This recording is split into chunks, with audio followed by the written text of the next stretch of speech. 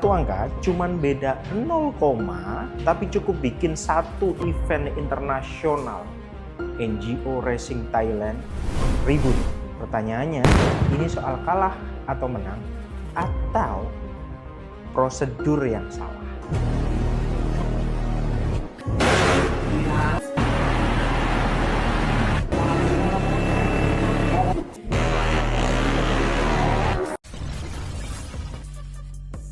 Kembali lagi dengan Pak Ustadz di sini. Nah, kali ini saya akan membahas mengenai satu hal, yaitu kontroversi yang terjadi di NGO ASEAN Drag Race. Kontroversi besar terjadi di kelas 59 Open stroke 1.5.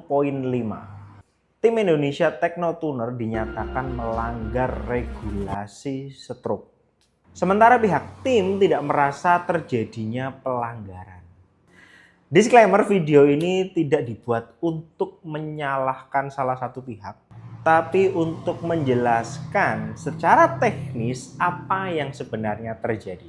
Kita mulai dari awal dulu. Saya hadir di event di hari kedua, pukul 10, tepat sebelum Technotuner main di versi pertamanya. Di situ saya berhasil berjumpa dengan kawan-kawan dari Indonesia, dan di situ semuanya di hari kedua itu tidak ada apapun, semua lancar, fine. Technotuner win, everybody happy.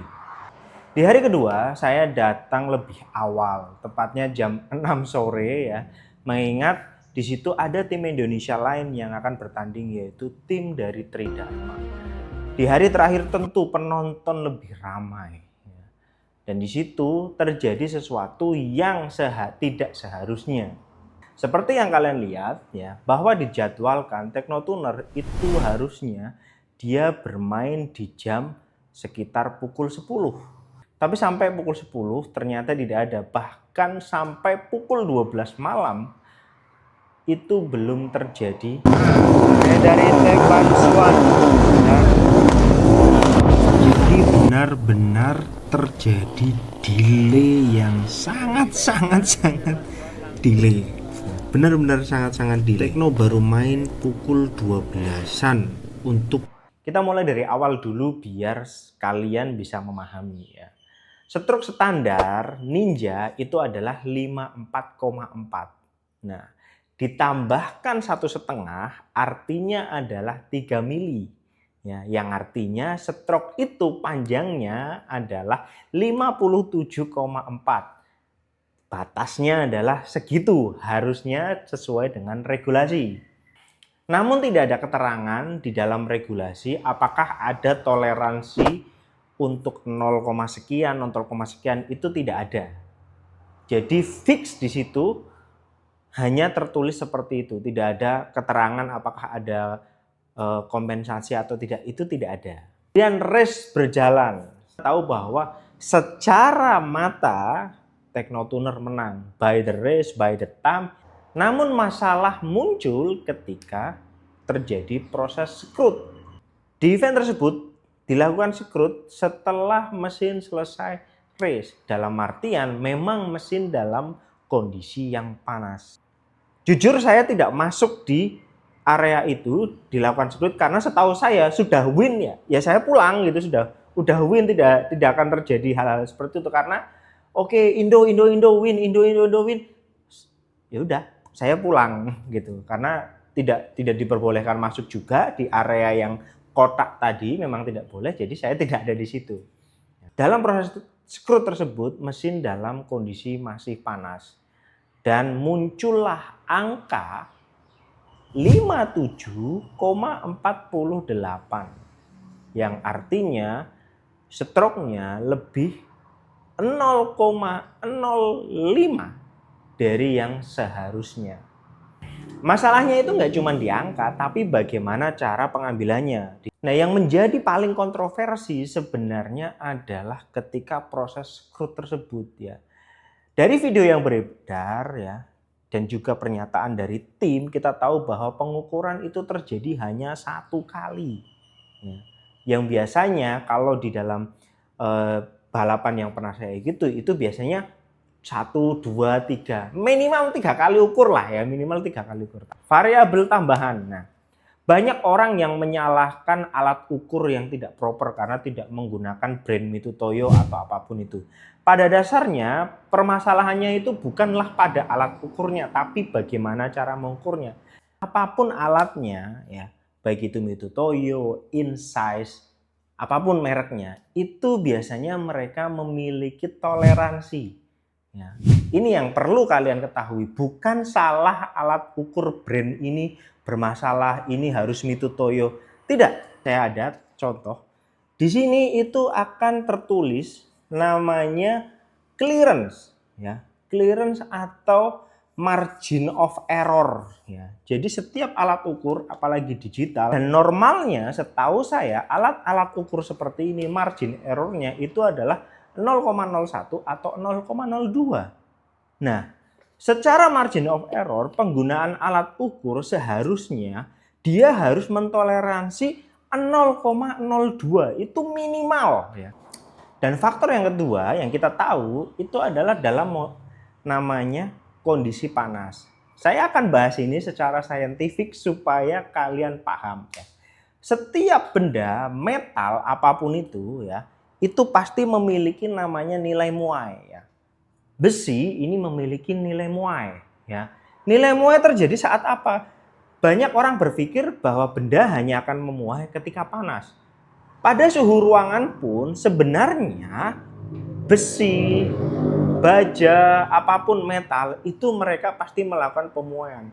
Kalian mengukur diameter besi pada 0 derajat dan kalian mengukur besi pada suhu ruangan seperti ini di ruangan 20-30 itu pasti akan memiliki ukuran yang berbeda. Apalagi jika besi itu suhunya di atas 70, pemuainya itu pasti margin of error-nya akan lebih besar. Nah, di sini saya akan berikan perhitungannya berapa nilai pemuaian jika kita menghitung secara besi. Kenapa kita ngomong besi? Karena pada dasarnya rodnya atau setangnya kemudian pinnya itu merupakan berbahan material besi. Oke, yang pertama kita perlu tahu bahwa koefisien muai dari besi atau baja itu dia hampir sama. Di angka 11 atau 13 kalikan 10 minus 6 per derajat Celcius ya. Ini saya sertakan ya koefisien muainya. Nah, kemudian kalau kita hitung, anggaplah suhu yang terjadi pada mesin ketika dia sudah selesai race itu adalah di angka 70 atau 80. Mengingat ini mesin 2 tak, di mana mesin 2 tak itu memang tidak sepanas mesin 4 tak ya. Untuk di area crankshaft dan juga pinnya, maka kita anggap saja koefisien muai yang kita pakai di angka range suhu kerja yaitu di 70 derajat Celcius. Maka dengan menggunakan rumus ini ya, ini rumusnya 57,4 dikalikan 12 dikalikan 10 pangkat minus 6 dikali 70, maka koefisien muainya adalah 0,048 mm ya. Kita tambahkan dengan margin of error dari alat ukurnya, maka hasilnya itu pasti 0,05. Kita base secara saintifik.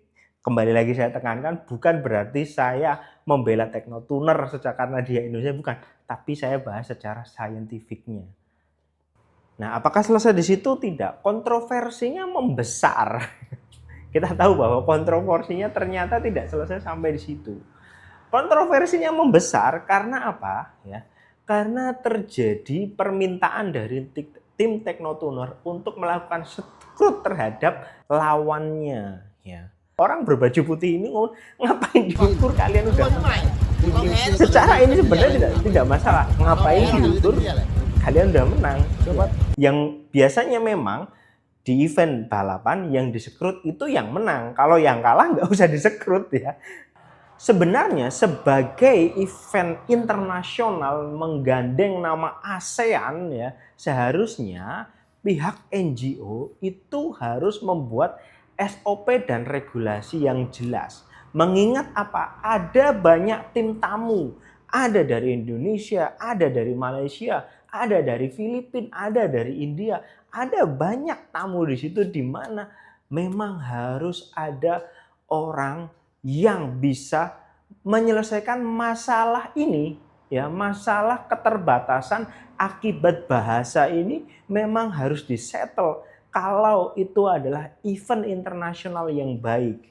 Oke, jadi begitu aja penjelasan teknis dan saintifiknya ya. Dari sisi teknik, seharusnya stroke dari motor tim Teknotuner itu tidak melanggar regulasi kalau mereka menggunakan tadi paham koefisien muai dan juga paham bahwa setiap alat itu punya namanya margin of error. Jadi masalah di sini semuanya itu hanyalah karena prosedur pengukuran yang tidak adil. Dan hal ini yang menyebabkan rusaknya fair play. Mungkin kalian bertanya, kenapa saya tidak membuat konten ini lebih cepat? Kenapa nggak memberi tanggapan? Kenapa nggak semua? Pokoknya banyak pertanyaan komen-komen seperti itu. Tak lain dan tak bukan adalah saya harus paham dulu. Saya tidak mau menjadi sama seperti media-media pada umumnya. Kalian pasti tahu banyak sekali media yang bahkan tidak hadir di situ. Ikutan menggoreng, ikutan memprovokasi. Saya tidak mau menjadi hal yang seperti itu. Saya harus kumpulkan dulu datanya, saya harus tunggu konfirmasi jelas statement dari tim yang bersangkutan dan saya harus mentranslate setiap apa yang mereka omongkan di situ supaya ketika saya menyampaikan data itu adalah benar sebenar-benarnya. Oke, segitu aja pembahasannya. Di video selanjutnya saya akan bahas satu hal. Apa efeknya ketika di blacklist? Apa untungnya untuk membuat event tandingan? Dan apa kerugian-kerugian lainnya dan keuntungan-keuntungan lainnya? Pokoknya subscribe dan tunggu minggu depan untuk video yang lebih hot lagi. Stay young, ride fast.